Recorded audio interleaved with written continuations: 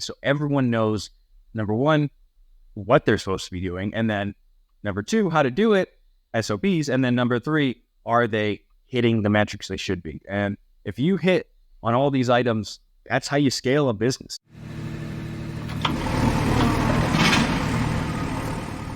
All right, everybody. Welcome to today's episode of the Big Picture Blueprint with Dan Habercost and Mason McDonald. Today, we're going to be talking a little bit about scaling your business. What all do you need to do once you've gotten past that initial kind of hurdle where you're making money, but you're scrambling and doing everything? So before we dive into that, Mason, how's business going for you?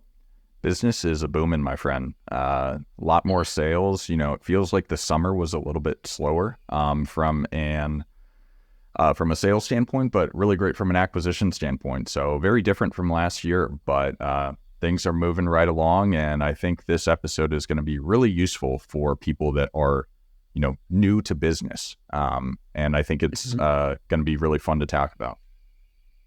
Yeah, no, agreed strongly. I've had some that were sitting a long time that have gone under contract to sell. I've had ones that were just listed that have gone under contract to sell. So same sort of thing here where, honestly, this last month, it hasn't felt a whole lot different than 2021. So agreed. Things are good. Yep. Which, makes me think that, whenever you're able to look at the big picture, and if you have a good blueprint, business just works. And, maybe that's why we call this show that. So I think we should just jump right into it. Dan, I think you and I had probably very different experiences starting our own businesses where, I came from, a leadership position in a very, very well-established business that has been around for 100 years. Actually, after this podcast, I'm going to the 100-year celebration in the hospital I used to work at.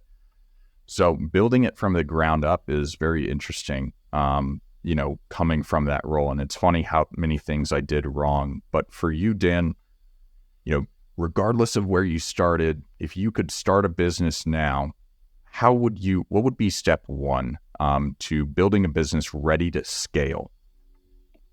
Yeah, well, step one would be building out the org chart.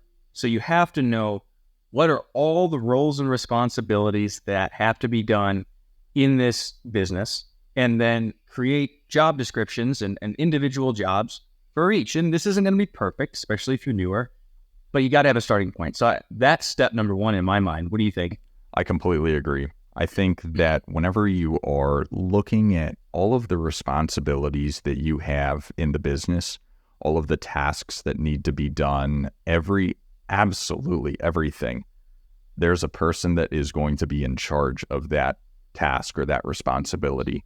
So if you look at our business, for instance, I think of, okay, there's acquisitions, there's dispositions, there's sales, there's transaction coordination, there's bookkeeping, there's accounting, there's marketing, there's data pulling.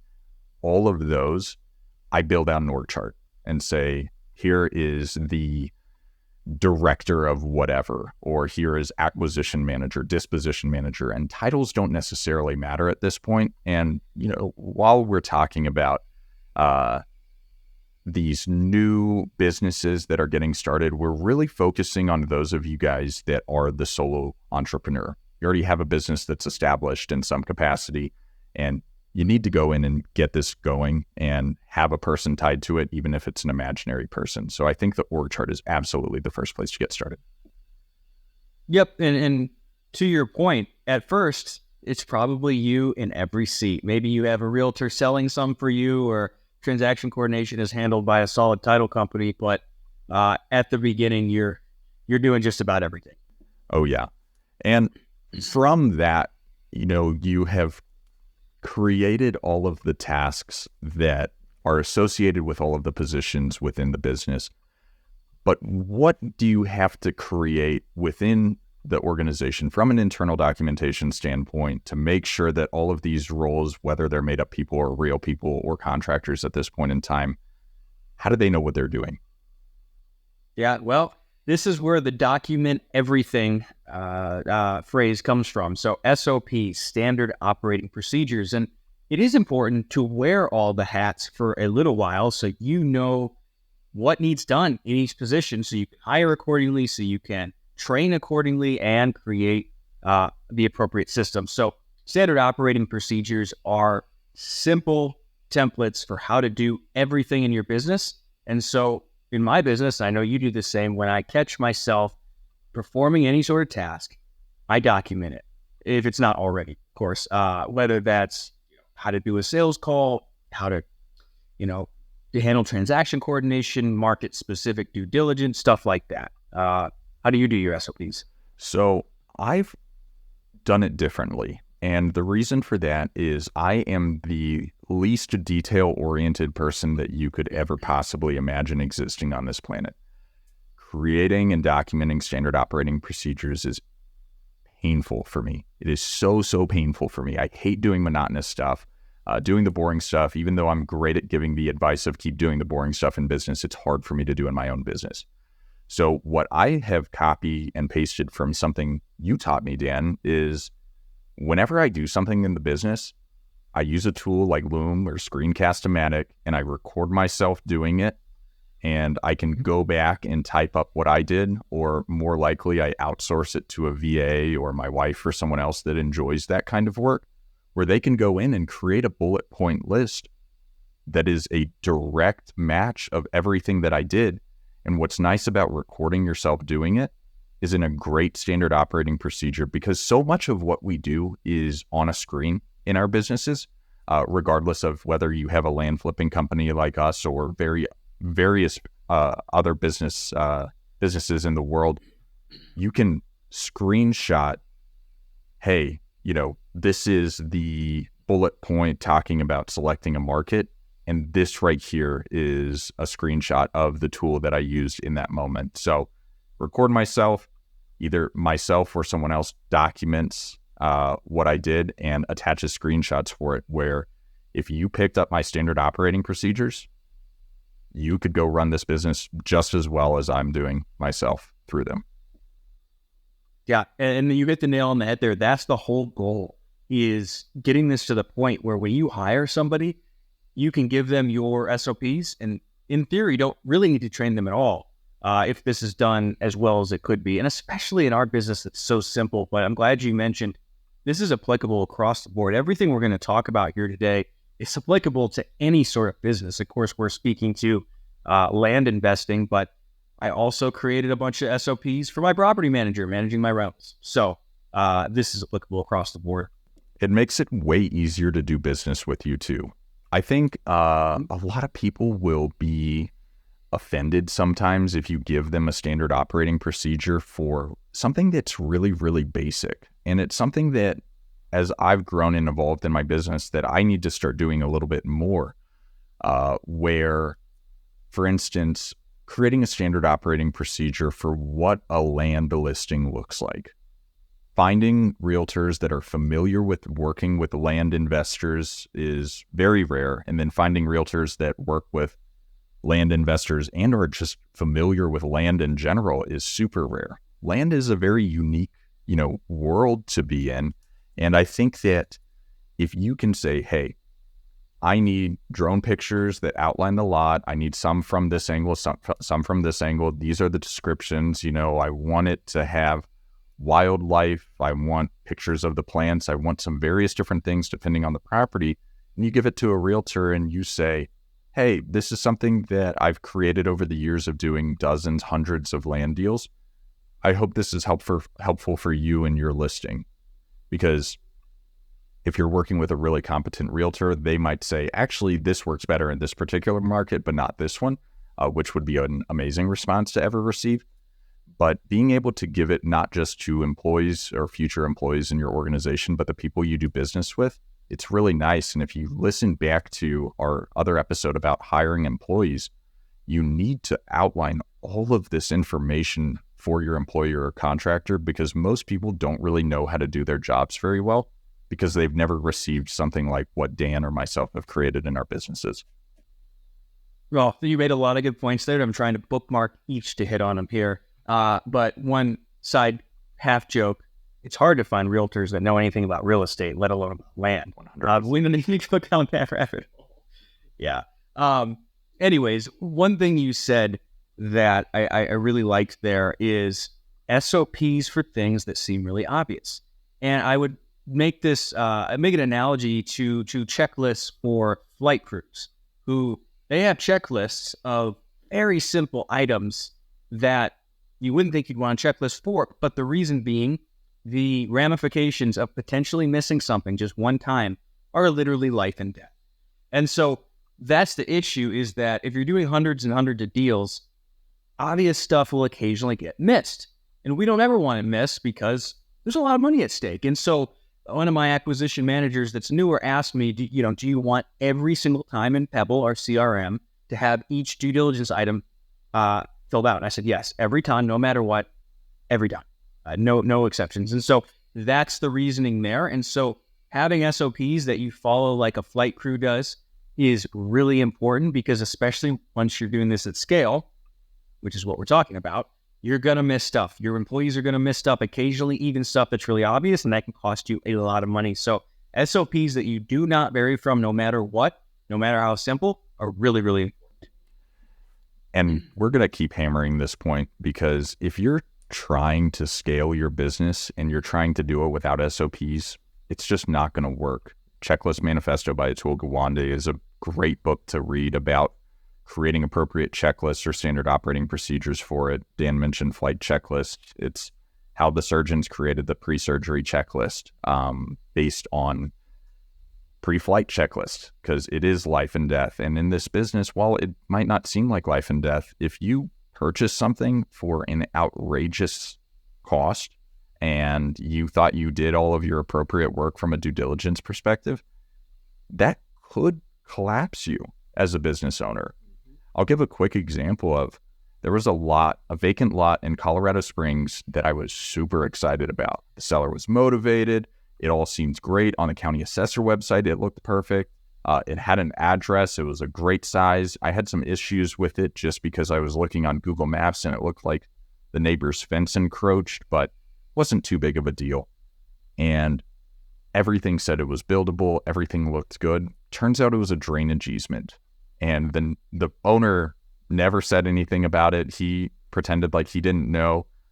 If that was an actual lot, we could have probably sold it for 80 to 100,000. He wanted about 40,000 for it. And there was nothing we could have done with that lot. It would have been an absolutely useless piece of real estate. And the reason we were able to catch something like this is because we have a pretty standard our standard operating procedure for due diligence includes calling the county and confirming that it's buildable. And that one phone call with the county right there ended up saving me $40,000 on purchasing a piece of land that otherwise looked great in every other capacity. And when you start doing a lot of deals, whether it's land deals or anything like that, if you don't do the basics, this will happen, because I guarantee you most land investors I know would have purchased that lot without doing anything with it. Even my realtor didn't know it was a drainage easement. So just anecdote to prove the point of document everything that you're doing and make sure you utilize those standard operating procedures once they're created, because it's very easy to get lazy. Yes, it is. And that's when you lose money. So you also hit on the point of SOPs help employees know what they're responsible for. I want to come back to that when we get to KPIs, because I have an example from my business recently with a new employee of the importance of that. So we'll hit on that when we get to KPIs. But next, if you want to scale, we're talking about increasing your marketing, both the volume and specificity. So you want to hit on that, Mason? Yeah. I think if you haven't listened to it, go back and listen to our episode about focusing on lead measures. I think that's one of the most beneficial things you can do in your business, to recognize where you should be spending your time. If you listen to a lot of real estate podcasts, you hear it pretty often, is you either have enough time, enough deals, or enough money. And in order to get into the space where you have more deals than you know what to do with, and where this episode's going to be going, talking about raising money and hiring people, you got to be sending more mail. If you're getting deals, you need to spend all of your money in your business, assuming that all of your bills are paid for, on sending more and more mail, and then also getting specific and sending better mail. And we're using mail as kind of a placeholder of whatever marketing channel you're using within whatever specific business. But I send neutral letters, I am starting to send a lot more handwritten postcards targeting people that are very specific owners with very specific ownership criteria, very specific lots in very specific areas for very specific deals. And I said specific 5 times there for the reason of I might be spending $1,000 on a very small pool of people, but my guess is my response rate is going to be much, much higher because of how specific and intentional I am. And then you have the volume play too by just blasting out as much as you possibly can. Yep. No, agreed entirely.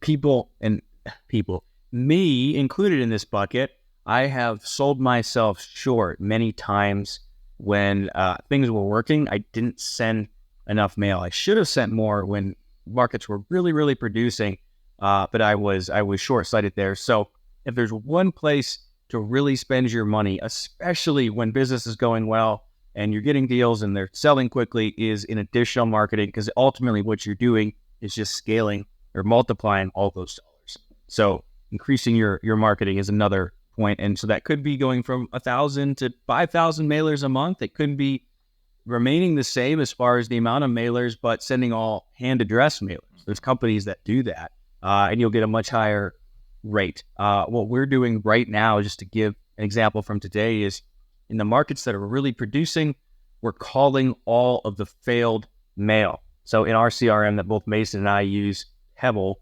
there's a certain portion of mailers that fail because the address won't validate when the CRM goes to send the mailer. And we're calling those people, and there's definitely a much higher response rate. We're getting deals from that because they're not getting mailers.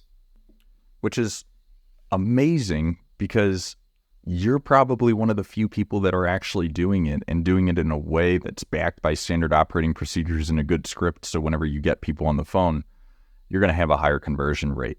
So whether your marketing medium is direct mail, whether it is cold calling, whether it is Facebook advertisements, whether it's, putting up signs in the street, whatever it is, spend more money on it, because that is how you're going to make more money. You got to spend money to make money. And in order to scale your business, you need to make more money. And the way you do that is you get more deals. And the way you do that is you focus on your lead measures. Yep. And one more point I wanted to make, kind of encompassing SOPs and marketing. We get more deals from our marketing as we've gotten better with our execution of SOPs. So if you go to our folder of SOPs for Front Range Land, you'll find FAQ, or frequently asked question sheets, under transaction coordination, under once we get a lot under contract, just explaining the whole process, right? And my acquisition people have clear SOPs for when to send those, and just everything is very standardized. So when they're talking to sellers who are uncertain of, is this legitimate? Oh, well, hey, Mason, here's our SOP, or we don't call it that to them. Here's our sheet explaining the whole process, giving you our contact info for our title agent. Here's our sheet explaining how it happened, or how it goes once under contract. Here's our sheet explaining our due diligence process when we tell you we're going to do our due diligence. And these SOPs that we share with the sellers builds legitimacy in their mind and just helps us get more deals. So it all kind of plays into each other. It ultimately makes our marketing better because we're closing more. And that right there is a piece of marketing material, having that FAQ, because it wouldn't surprise me. A lot of times whenever you're dealing with someone that owns land or potentially owns a lot of land, they know other people that own lots of land. We've gotten deals through word of mouth. And if you have a document of similar to what Dan has right there of an FAQ, they'll send that along to other people. And we said it before, of you either have deals, time, or money. This is how you save time, because everyone asks the same freaking questions all the time. And right there, you create an SOP and say, here's this, send this, and that is going to end up saving you minutes and minutes every single day, which, accumulates to hours and hours and everything per year. So I think being able to recognize that marketing is how you get more deals to make more money, and making sure you have SOPs tied to it, and recognize back on SOPs, they're a living document. If you find a better way to do a process after trying it over and over again, don't think that it's static and that you should think you should do it the same way. It's just tweaking every little bit and getting better and better and better. But with that being said, if you start getting lots and lots of deals, especially if you're in the real estate space and you are frustrated because Mason and Dan told you to spend all your money on marketing and you don't have enough money to buy deals, what are you going to do? Well, give up, I guess. No. At that point, there is money everywhere, guys. There still is money everywhere. This is very solvable, whether it's, because we've talked about this before, so I don't think we need to dive into this too deeply, but whether it's asking around your friends and family, posting on social media, hey, I need a joint venture partner. I have a great land deal at 40, 50 cents on the dollar. I need funded. Going to your local real estate group. That's where I met my first lenders, my first mentors and lenders. Those are just a few options. One other thing that many people don't realize is some hard money lenders will fund land deals if they're low enough as far relative to market value. So right there, I mean, you can get just about anything funded if you go through those options. Absolutely. And we have a whole episode on how to raise money specifically for land, so make sure to go check that one out. However, you have to recognize whether or not this is a skill that you have or it's a skill that you don't have, because raising money is how you are able to scale in business.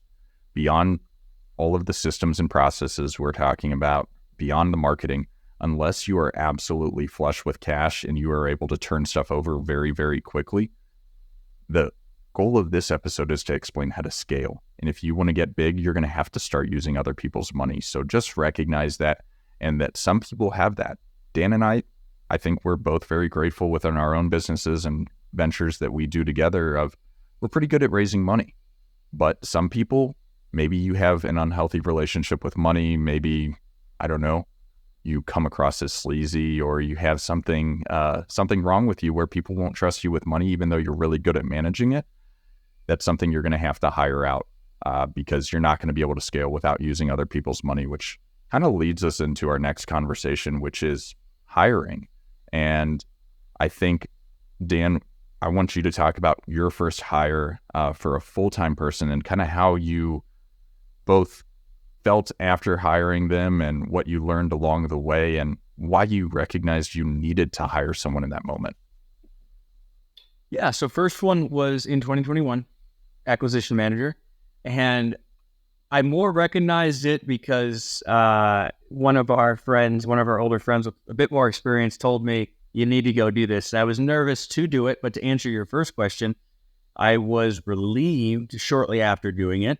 And it definitely forced me to get better and not miss on my lead measures, because my lead measures are what lead to her having her leads, her opportunity to make money. So I was glad I did it.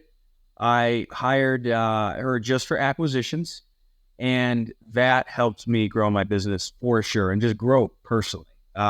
And one thing I would have done a little bit differently is, I don't know, I think I'd done like 40 some deals, 30 some deals at the time. I would have done a better job of documenting the SOPs, as we already talked about, before hiring her, so she had a better kind of box to walk into. And number two, I would have done a much better job with KPIs for her, so that, to your point earlier, she would know exactly what she needed to do to be successful in the role. I think it's humbling recognizing, people need money based on the tasks that I've been not doing. And I said that in the worst way possible, but it's this idea of that mail that I'm procrastinating on. My acquisition manager gets his, monthly payments from me, his salary plus his commission, from mail that I have sent. So I have to hold myself accountable for it. But the reason this episode flows in this way, and we started with the organizational chart, is you've got all these different positions in the business that you are doing all of them. There's certain ones that you can delegate very early on, such as bookkeeping or accounting or selling, utilizing realtors in our business specifically.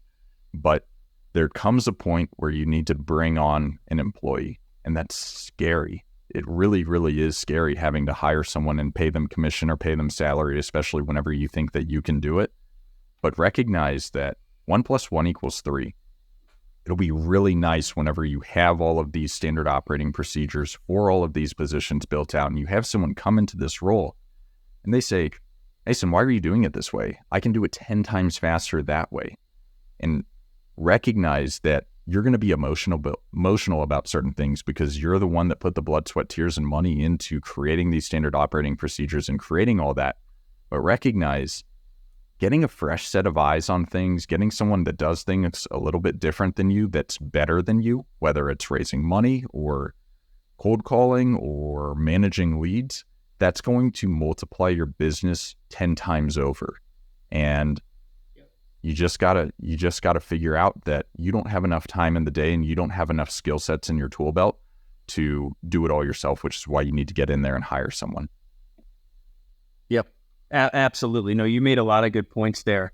And, it's funny what you said about them being better than you are, or sometimes enjoying things that you can't stand. I've seen that now multiple times because to make phone calls, to close land deals makes me want to blow my brains out. But it's funny, obviously, you referred me, my newest acquisition manager, and she's having a blast. It's fun for her. She likes calling people and talking, and I don't. So it's really fun to see that.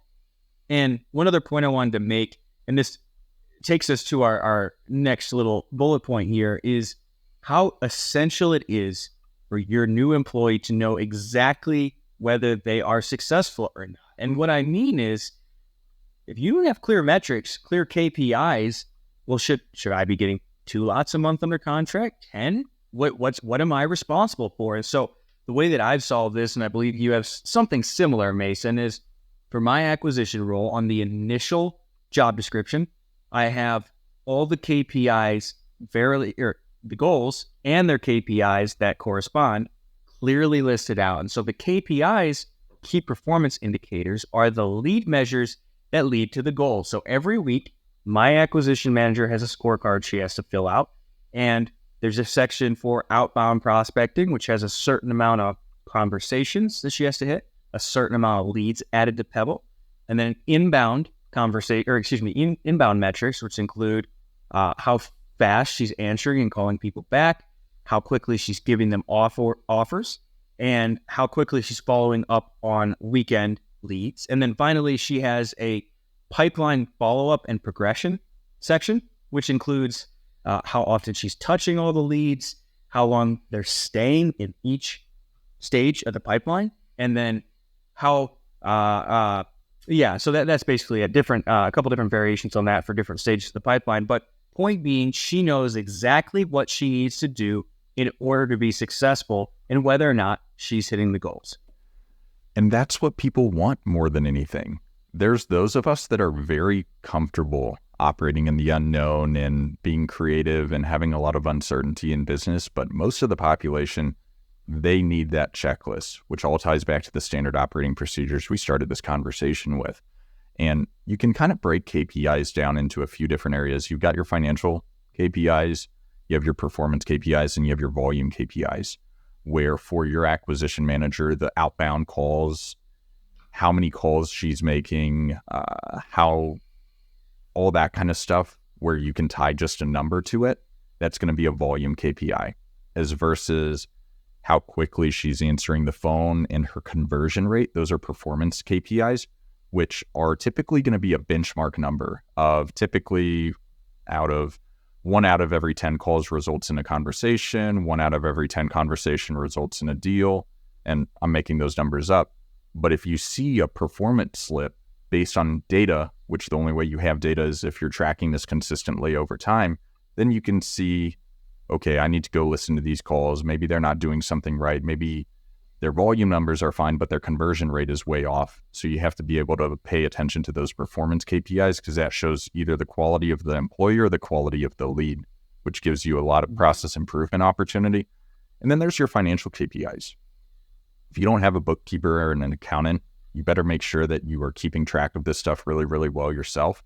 And you should be either on a monthly or quarterly basis looking at your balance sheet and looking at your profit and loss statement, because sometimes it's uncomfortable. I've had months where I've lost money, and I've had months where I've made lots and lots and lots of money. And those are the months that I really like looking at my balance sheet and my profit and loss statements. And the ones where I lose money, are the ones that I don't like doing it.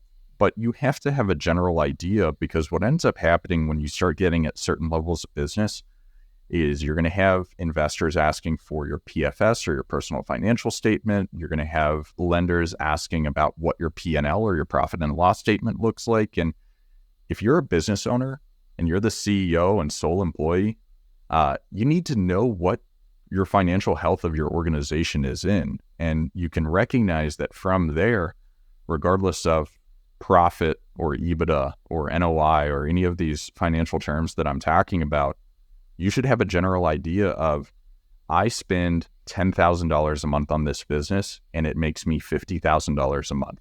And having that ratio right there of your 20x or your whatever that is, 5xing your operating expense spend is something that gives you a lot of talking points to all of the stuff that we're talking about. Of if you're hiring your first employee or if you're trying to raise money, you need to know all of these different things.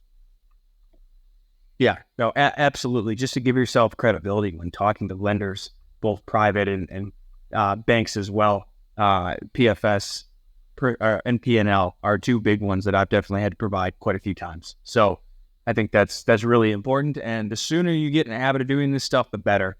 In our business, a P&L monthly isn't super useful, but quarterly or quarterly, I think, is more appropriate. But so, Mason, we went through starting with creating an org chart, creating your SOPs when you're fulfilling every role in that org chart, increasing your marketing volume once you're really ready to scale, hiring to fill some of the other or one of the other org chart positions, and then getting really clear, really on top of all your data, right? All your KPIs, your numbers, both the internal ones that only you know about, and also the more public ones as far as what your employees are looking at, what they know about.